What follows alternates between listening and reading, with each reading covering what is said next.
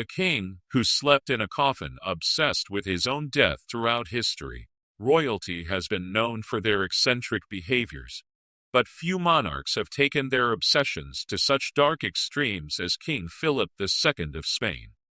This is the bizarre true story of a king who became so consumed with thoughts of his own mortality that he transformed his entire life into a rehearsal for death itself. Born in 1527, Philip inherited one of the most powerful empires in human history. Spain controlled vast territories across Europe, the Americas, and Asia. Gold flowed from the New World, making Spain the wealthiest nation on earth. Yet despite all this power and wealth, Philip lived in constant fear of one inevitable enemy, death. The king's obsession began early in his reign.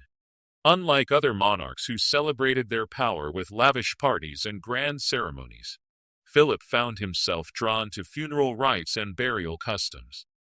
He would spend hours studying the death masks of previous kings, examining their peaceful faces frozen in eternal rest. Palace servants reported seeing him wandering the royal tombs at midnight, carrying only a single candle, speaking in whispers to the stone effigies of his ancestors. But Philip's fascination went far beyond mere curiosity. He began commissioning his own funeral arrangements while still in perfect health. Master craftsmen were ordered to create the most elaborate coffin ever constructed for a Spanish monarch. Made from the finest ebony wood and lined with pure silk, the coffin featured intricate gold engravings depicting scenes from his expected journey to the afterlife. The turning point came when Philip made a decision that shocked even his closest advisors. He announced that he would sleep in his coffin every single night, claiming it would help him prepare for the eternal rest that awaited all mortals. Palace carpenters were ordered to move the massive coffin into the royal bedchamber, where it replaced the king's traditional four-poster bed. Every evening, Philip would change into burial clothes specially designed for this nightly ritual. These weren't ordinary nightclothes, but actual burial shrouds made from white linen and decorated with religious symbols. Palace servants would then help him climb into the coffin, where he would lie perfectly still, practicing the pose he planned to maintain in death. His hands were crossed over his chest, his eyes closed, his breathing deliberately slowed to mimic the stillness of death. The king's morning routine was equally disturbing. Each day began with what he called his resurrection ceremony. Palace bells would toll exactly at dawn, symbolizing his return from the realm of the dead. Philip would then slowly rise from his coffin, stretch his limbs as if awakening from eternal sleep, and begin his daily duties as monarch of the Spanish Empire. Word of the king's strange habits spread throughout the royal court. Diplomats from other nations reported the bizarre sight of conducting official business with a monarch who insisted on keeping his ornate coffin visible during all meetings.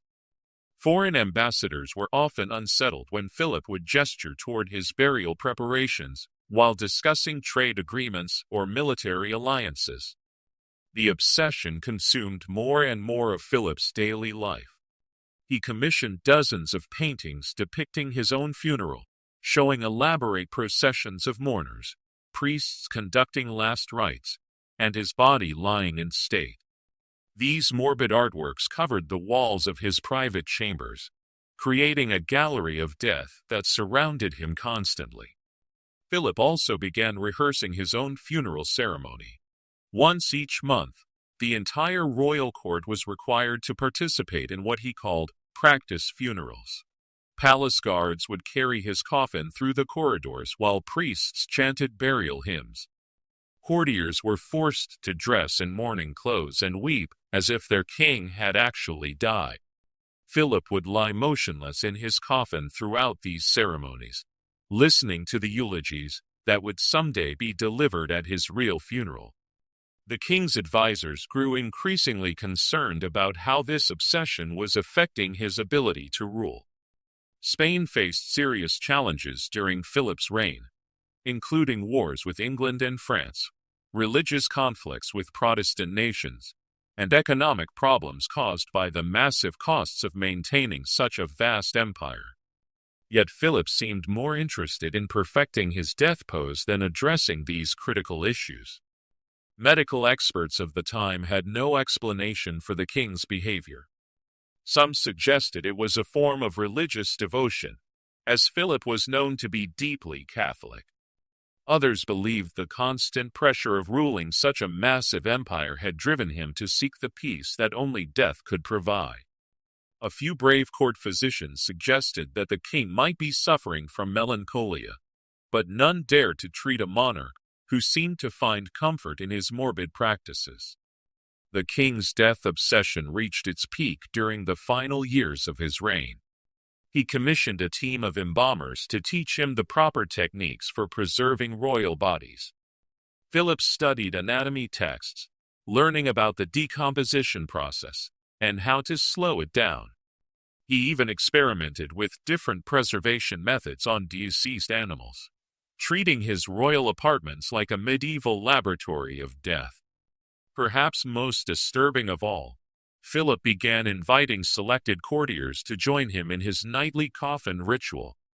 He had additional burial boxes constructed and encouraged his closest advisors to practice dying alongside him. These group sessions involved multiple participants lying in coffins arranged throughout the royal chamber, all practicing the art of being dead while still alive.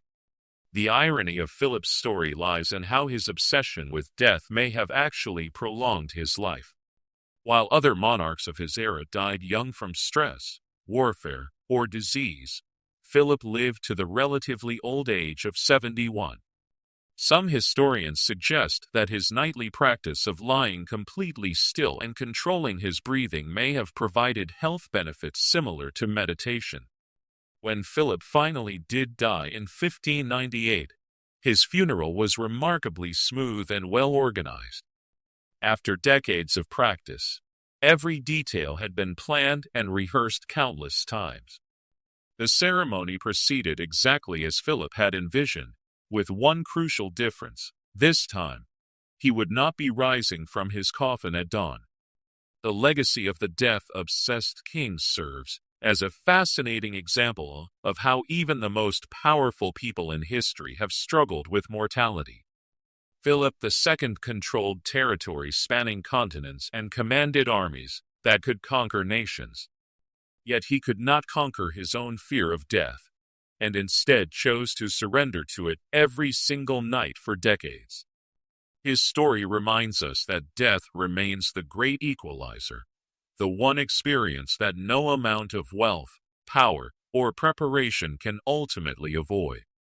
Perhaps in his strange way, King Philip understood this truth better than most, and his nightly ritual was his attempt to make peace with the inevitable end that awaits us all.